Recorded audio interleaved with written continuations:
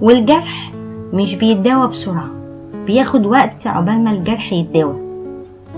بس مين اللي هيداوي جرحي؟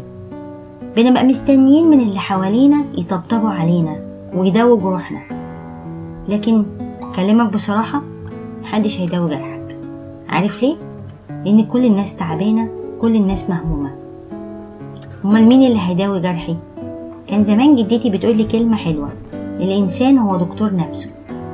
فعلا احنا دكاترة نفسينا، الوحيد اللي يقدر يداوي جرحك هو انت، محدش تاني. وبلاش العشم نستنى من اللي حوالينا يداوي جروحنا، انت اللي داويه.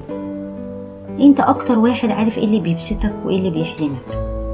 ابسط نفسك، لما تلاقي نفسك مجروح افصل وداوي، ابعد، خد وقتك، داوي جرحك. الإنسان اللي بيداوي نفسه بيبقى شخصية قوية، ده هو كمان اللي هيداوي جروح اللي حواليه. لأن عمرك ما تلاقي شخص ضعيف يداوي جروح حد ضعيف زيه.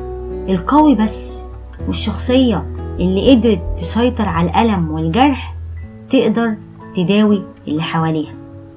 اللي شرب من كاس المر ما بيحبش حد من اللي حواليه يدوق.